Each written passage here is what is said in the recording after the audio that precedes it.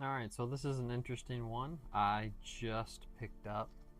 Uh, I ordered this on eBay, and this is also my fault for doing this. You can see here I ordered, this is Harry Potter and the Sorcerer's Stone. This is actually the PS1 version of Harry Potter.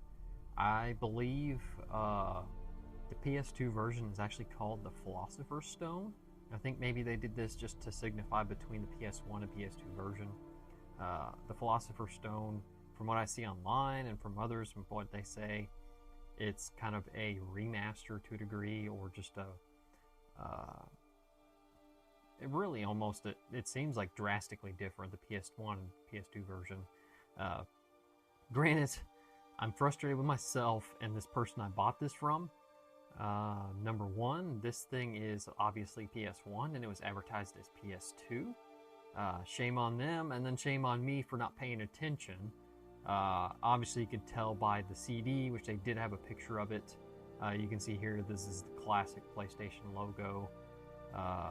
It's obviously a PS1 version, and then I didn't even look at any other pictures. And of course, your typical black, which is obviously the PS1 versions of CDs.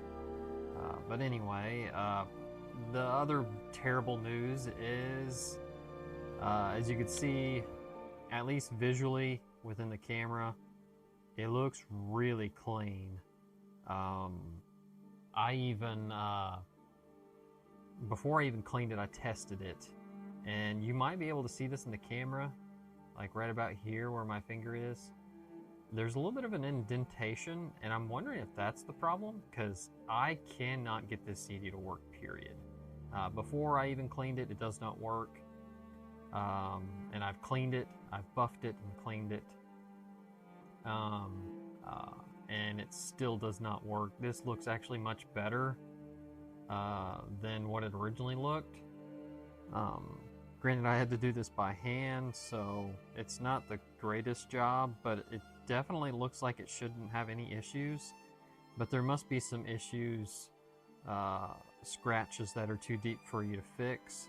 And if you can kind of look, like right, for example, right here, that decal in the front, it's obviously showing CD.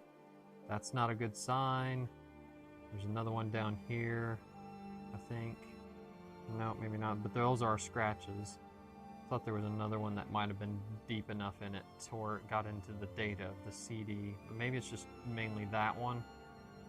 But it doesn't take much. You can get a little scraps on this actual printed side, and this is like literally like this. The data is like right behind this. There's not much to protect it. I don't know why they do that with CDs, but I'm assuming either that or just this issue on the back side. You can see right there, indentation. Potentially might be the issue that it's not able to read. There could be something else. That might even be the spot where the nick I was talking about. I don't know, it's actually like right here, but you can't really see it on the other side. But yeah, this sucks. I basically bought this for, it was under 10 bucks. It was about 8 bucks, I think, shipped. Maybe 10 shipped. I can't remember. I'd have to look on the thing. But this is kind of the gamble sometimes in getting used stuff online, and with it being so old. PS1 games, of course, are from the 90s, like mid-90s. I think it came out sometime in the mid-90s and sprung out to about 99. And I think around 2000 was the PS2, I think, when it came out. But unfortunately, I created this case for it, and it's literally useless. It's just a paperweight, basically. I'm gonna leave a review and kind of just reach out to the person that I bought it from and see if they're actually do anything for me. I have a feeling they won't, just because of the fact that they said that they won't be able to take back any returns. So this one might just be a loss, unfortunately. But I actually did, since I noticed shortly after, I think it was a couple days after I ordered this PS1 version, which I didn't mean to. It was advertised as a PS2, like I said. Then I realized it, and I ordered the actual PS2 version. I actually was confirmed, and it'll actually have PlayStation 2, like most typical PlayStation 2 games, discs they have at the bottom. I can give you an example right here, if you just give me 1 Yeah, you can see here, the Ignos is the greatest hits. Usually it's black, if it's just a PlayStation 2, it'll say PlayStation 2 at the bottom. That's the easiest way to tell if it's actually a PlayStation 2 game, and distinguish between those. Because, I mean, you could even just glance at this, and if you don't see the PlayStation emblem and you see the compact disc, you'd almost think it's a PC game, but it's obviously not unless you see the PlayStation emblem, and of course, look at this, that's pretty obvious.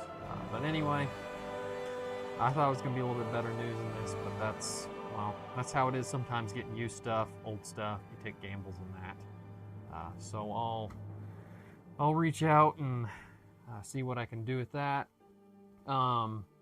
Hopefully, within the next few days, I'll get the PlayStation 2 version, and I'll get this this completed. I did in another video of mine. I did this custom case cover, and once that comes in, I'll add it to it, and hopefully, I want to be positive, and this thing will actually work. This is actually the first game that I've gotten. I've gotten tons of games, and this is the first one that actually has not worked for me, which is very unfortunate. But it is because I did buy it loose, so maybe that's the case. Maybe I shouldn't be buying loose. I think getting actual games that actually have the case covers, the original stuff, my assumption is the people that originally owned it probably cared a little bit enough to take care of the discs properly. Because having loose discs, unless you have something to put it in, like a big binder or something, you're bound to lose. You're bound to lose them to where they're not going to be readable. But anyway, sorry this video is not super positive. I'm not exactly the happiest on this. But anyway, I am still going to be positive. I'm just going to reach out and think positive that I'll be able to get somewhere with this with the user that I bought it from, and then just move on from that, and look forward to getting this the Philosopher's Stone hopefully in the mail in the next few days. But anyway, I hope this is just kind of inspired you to maybe collect some of the old games that you want to get into. There's a little bit more on this that I wanted to get into, but since this kind of ruined a little bit of aspect, at least this game, I'll talk more about it once I get this one in on specifics of it. The main thing is I've never actually played these Harry Potter games. My wife is a big fan of Harry Potter, and I wanted to make it really a Christmas gift, but fortunately this isn't going to do. But I was actually originally wanting this one, so hopefully that one will be alright. Anyway, as always, be positive, be creative, have a good one. Goodbye.